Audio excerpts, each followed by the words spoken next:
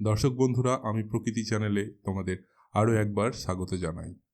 আজকের আলোচনার বিষয় হল প্রকৃতির নিয়মগুলি কি অসৃষ্ট নাকি এগুলিকে কেউ সৃষ্টি করেছে। এই প্রশ্নের উত্তর দেওয়ার আগে তোমাদের একটা জিনিস লক্ষ্য করতে বলবো যে আমাদের চারপাশে যা কিছু ঘটে চলেছে তা প্রকৃতির নিয়মের অধীনেই ঘটে চলেছে। কোনো কিছুই প্রকৃতির নিয়মের বাইরে ঘটে না। অন্তত আমাদের বাস্তব অভিজ্ঞতায় যা যা ঘটতে দেখি তা প্রকৃতির নিয়মেই ঘটে। যেমন মধ্যাকর্ষণ সূত্র মেনে ভারী জিনিস সব সময় নিচে পড়ে, গতিসূত্র মেনে স্থির বস্তু চিরকাল স্থির আর গতিশীল বস্তু চিরকাল গতিশীল থাকতে চায়। থার্মোডাইনামিক্সের সূত্র মেনে তাপ সর্বদা উষ্ণ অঞ্চল থেকে শীতল অঞ্চলে প্রবাহিত হয়। এছাড়া বিভিন্ন প্রাকৃতিক ইভেন্ট যথা ঝড় বৃষ্টি, ভূমিকম্প, বন্যা, খরা সবকিছুই প্রকৃতির নিয়মে হয়। এমনকি জীবের পুষ্টি, বৃদ্ধি, জন্ম, মৃত্যু প্রাকৃতিক নিয়ম মেনেই হয়।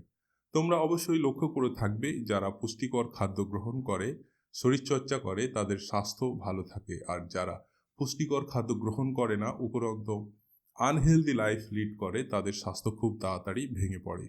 তোমরা যদি একটু লক্ষ্য করো তবে তোমাদের আশেপাশে এরকম ভগ্ন স্বাস্থ্যের অনেক মানুষ দেখতে পাবে। সুতরাং জগৎ ও জীবনের সমস্ত ঘটনা বলি যে প্রকৃতির নিয়ম দ্বারা নিয়ন্ত্রিত হয়, এ বিষয়ে কারো কোনো সন্দেহ প্রকাশ করার কোনো সুযোগ নেই। এখানে আমাদের একটি বিষয় খেয়াল করা দরকার যে প্রকৃতির নিয়ম সুনির্দিষ্ট বলেই বিজ্ঞানের অগ্রগতি সম্ভব হয়েছে। দেখো, বিজ্ঞান আর কিছুই নয় ব্যতীত প্রকৃতির নিয়মকে জানা ও তাকে পৃথিবীবাসীর প্রয়োজনে কাজে লাগানো। মানুষ গতিসূত্রকে কাজে লাগিয়ে যানবাহন তৈরি করেছে, মানুষ তড়িৎ চৌম্বকীয় শক্তিকে কাজে লাগিয়ে বিভিন্ন বৈদ্যুতিন যন্ত্র আবিষ্কার করেছে। এখন প্রকৃতির নিয়ম সুনির্দিষ্ট না হলে মানুষের তৈরি যন্ত্রপাতি নিরবিচ্ছিন্নভাবে কাজ করতে পারত না।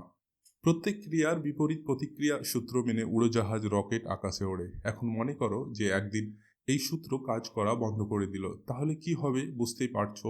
উড়োজাহাজ, রকেট আকাশে উঠতে পারবে না। হ্যাঁ, পাখিও আকাশে উঠতে পারবে না। আচ্ছা, মাধ্যাকর্ষণ নিয়ম কিছু সময়ের জন্য কাজ না করলে কি কি হবে বলো তো দেখি। আমরা সব আকাশে ভেসে বেড়াবো, তাই না? জীবজন্তুও আকাশে ভেসে বেড়াবে। নদী, সমুদ্রের জলও ঊর্ধ্বপানে উঠে যাবে। ফলে পৃথিবী মুহূর্তের মধ্যে জীবশূন্য হয়ে পড়বে। আমরা যে প্রলয়ের গল্প শুনি এটি তার থেকেও ভয়ানক কিছু হবে, কেননা আকাশে অক্সিজেন নেই। ফলে এমন হলে উইদিন ফিউ মিনিট সমস্ত জীবজন্তু ও মানুষের মৃত্যু ঘটবে। সুতরাং বুঝতেই পারছো প্রকৃতির নিয়মের ব্যতিক্রম হলে কি ভয়ানক কাণ্ড সংঘটিত হবে। তবে আশার কথা যে প্রকৃতিতে এরকম ব্যতিক্রম ঘটনা ঘটে না। তুমি তোমার জীবনে তোমার চোখের সামনে প্রকৃতির নিয়মের ব্যতিক্রম ঘটনা দেখতে পাবে না। তুমি যা অলৌকিক ঘটনা সম্পর্কে জানো তা দেখবে যে অন্য কোথাও ঘটেছে, অন্য কারোর সঙ্গে ঘটেছে। তোমার সঙ্গে তোমার চোখের সামনে কোনো অলৌকিক ঘটনা কোনোদিন ঘটেনি আর ভবিষ্যতেও ঘটবে না। এটা আমি বাজি রেখে বলতে পারি। আর এ কথা মধ্য দিয়ে আমি কি বলতে চাইছি সেটাও হয়তো তোমরা বুঝতে পারছো। যাই হোক, সম্ভবত তোমরা সন্দেহাতীতভাবে বুঝতে পেরেছ যে জগৎজীবনের সমস্ত ঘটনা প্রকৃতির নিয়ম দ্বারা নিয়ন্ত্রিত হয় এবং সেটাই হওয়া বাঞ্ছনীয়। কারণ এমন না হলে বিশ্বজগৎ একটা বিশৃঙ্খল জটলায় পরিণত হতো। যাই হোক, এখন প্রশ্ন হলো প্রকৃতির এই নিয়ম অসৃষ্ট নাকি একে তথাকথিত ঈশ্বর সৃষ্টি করেছে। তাহলে আমার সংক্ষিপ্ত উত্তর হলো প্রকৃতির নিয়ম অসৃষ্ট, অর্থাৎ প্রকৃতির নিয়মকে তথাকথিত ঈশ্বর সৃষ্টি করেনি। আমি এটি কিভাবে বলতে পারি? না, ঈশ্বর বলতে আমরা যা বুঝি তার পক্ষে প্রকৃতির নিয়মকে সৃষ্টি করা সম্ভব নয়। কেন সম্ভব নয় তার সমর্থনে আমি 3টি যুক্তি প্রদান করব। এক্ষেত্রে প্রথম যুক্তিটি হলো, যদি সত্যি এমন ঈশ্বর থাকতো যে এমন নিয়ম তৈরি করতে পারে যা জড়বস্তু পর্যন্ত মেনে চলবে, তাহলে তিনি মানুষ বা জীব মেনে চলবে এমন নিয়মও তৈরি করতে পারতেন এবং প্রকৃতির নিয়মকে যেভাবে প্রকৃতিতে ইনস্টল করেছেন সেভাবেই মানুষের জন্য নিয়মকে মানুষের মধ্যে ইনস্টল করতেন। কিন্তু বাস্তবে আমরা যা দেখি তা তথাকথিত ঈশ্বর সেই ব্যবস্থা না করে পুস্তকের মাধ্যমে বা নবী অবতারের মাধ্যমে মানুষের পালনীয় নিয়মকে অর্থাৎ ধর্মকে পাঠিয়েছেন। সুতরাং আমরা বলতে পারি যে তথাকথিত ঈশ্বর যেহেতু অপেক্ষাকৃত সহজ কাজটি করতে পারেনি, তিনি যেহেতু ধর্মকে মানুষের মধ্যে সরাসরি ইনস্টল করতে পারেনি, ফলে তার পক্ষে অপেক্ষাকৃত কঠিন কাজ প্রকৃতির নিয়মকে প্রতিষ্ঠিত করা কিভাবে সম্ভব হবে। দ্বিতীয় যুক্তি, প্রকৃতির নিয়ম হলো সার্বজনীন, অর্থাৎ এই নিয়ম সবার উপর সমানভাবে প্রযোজ্য হয়। অন্যদিকে ধর্মের নিয়ম হলো নির্দিষ্ট, ধর্ম সবার জন্য সমানভাবে প্রযোজ্য নয়। ধর্ম নারী পুরুষ জাত বর্ণ ভেদে ভিন্ন ভিন্নভাবে প্রযুক্ত হয়, কিন্তু প্রকৃতির নিয়ম জাতি বর্ণ ধর্ম ভেদে ভিন্নভাবে প্রযুক্ত হয় না। সুতরাং যে সত্তার পক্ষে এমন একটি ধর্ম তৈরি করা সম্ভব হয়নি যা সবাই মেনে চলবে, তার পক্ষে সমগ্র বিশ্ব ব্রহ্মাণ্ড মেনে চলবে এমন নিয়ম তৈরি করা কিভাবে সম্ভব হবে। তৃতীয় যুক্তি, প্রকৃতির নিয়ম জগৎ ও জীবনের জন্য অপরিহার্য, যেমন মধ্যাকর্ষণ শক্তি জগৎ জীবনের জন্য অপরিহার্য।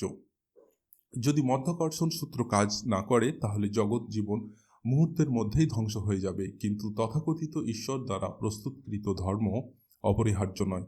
ধর্মকে অগ্রাহ্য করে নিরবিচ্ছিন্নভাবে ও নির্বিঘ্নভাবে বাঁচা যায়, কিন্তু প্রকৃতির নিয়মকে অগ্রাহ্য করে এক মুহূর্ত বাঁচা সম্ভব নয়। এদিক থেকেও বিচার করলে যে ধর্মের স্রষ্টা সে প্রকৃতির নিয়মের স্রষ্টা হতে পারে না। তাছাড়া কোনো কিছুর সৃষ্টিকে আমরা বুঝতে পারি না, মানে নাথিং থেকে কিছুর সৃষ্টিকে আমরা বুঝতে পারি না। তাই নাথিং থেকে বিং যেমন অসম্ভব বলে মনে হয়, তেমনি প্রকৃতির নিয়মের সৃষ্টিও অসম্ভব বলে মনে হয়। এ অবস্থায় ভর শক্তি চেতনার মতো প্রকৃতির নিয়মকে অসৃষ্ট বলে স্বীকার করে নেওয়া অধিক যুক্তিযুক্ত। বস্তুত বিশ্ব প্রকৃতির বিভিন্ন উপাদান ও তার নিয়ম অভিন্ন প্রকৃতির দুটি ভিন্ন মাত্রা। যেমন শক্তি প্রকৃতির একটি মাত্রা, ভর একটি মাত্রা, অন্যদিকে গতি ও বল হল প্রকৃতির ভিন্ন মাত্রা। ফলে শক্তি অসৃষ্ট, গতি সৃষ্ট, ভর অসৃষ্ট, বল সৃষ্ট ব্যাপারটি এমন নয়, বরং শক্তি গতি ভর বল সবকিছুই অসৃষ্ট। আমি আরও এক ধাপ এগিয়ে বলতে চাই যে বিশ্ব প্রকৃতির সবকিছুই অসৃষ্ট, যথা ভর শক্তি বল চেতনা প্রকৃতির নিয়ম সবকিছুই অসৃষ্ট, শাশ্বত চিরন্তন। সৃষ্টি বা ধ্বংস হলো শুধু প্রকৃতির নিয়ম মেনে প্রকৃতির উপাদানগুলির পুনর্গঠন ও পুনর্বিন্যাস মাত্র। মানে ভর শক্তি বল চেতনা ইত্যাদিকে বিভিন্ন অনুপাতে বিভিন্ন মিশ্রণে মিশ্রিত করা, বিন্যসিত করা। যেমন অভিন্ন উপাদান একটি নির্দিষ্ট বিন্যাসে যখন থাকে তখন তা মাটি বলে গণ্য হয়, সেই মাটি আবার নির্দিষ্ট বিন্যাসে পর্যবসিত হয় ফসলে সবজিতে, আবার ফসল সবজি রক্তমাংসে পরিণত হয়, রক্তমাংস আবার শেষে মাটিতে পরিণত হয়। তাহলে মাটির সঙ্গে কি হচ্ছে, বা রক্তমাংসের সঙ্গেই বা কি হচ্ছে? কিছুই না ব্যতীত উপাদান সমূহের পুনর্বিন্যাস।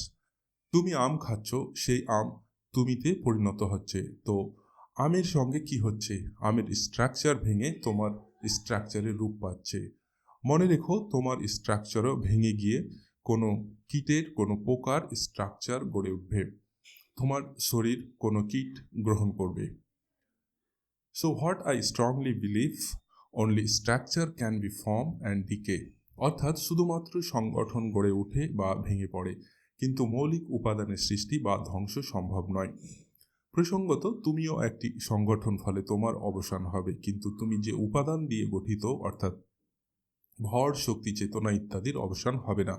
শেষ করার আগে উল্লেখ করতে চাইব যে জগৎ ও জীবন কতকগুলো সুনির্দিষ্ট নিয়মের অধীনে চলছে, আর এই নিয়মকে সৃষ্টি করা সম্ভব বলে মনে হয় না। সুতরাং আমার উপলব্ধিতে প্রকৃতির মৌলিক উপাদান সমূহের মতো প্রকৃতির মৌলিক নিয়মসমূহ অসৃষ্ট চিরন্তন। তো এই ছিল আজকের ভিডিও। বন্ধুরা, ভিডিওটি শেষ পর্যন্ত দেখার জন্য ধন্যবাদ। আর তোমাদের যদি কোনো কোয়ারিজ থাকে তাহলে অবশ্যই কমেন্ট করো, আমি সেই বিষয়ে ভিডিও বানার চেষ্টা করব। আরও একবার ধন্যবাদ জানিয়ে শেষ করলাম।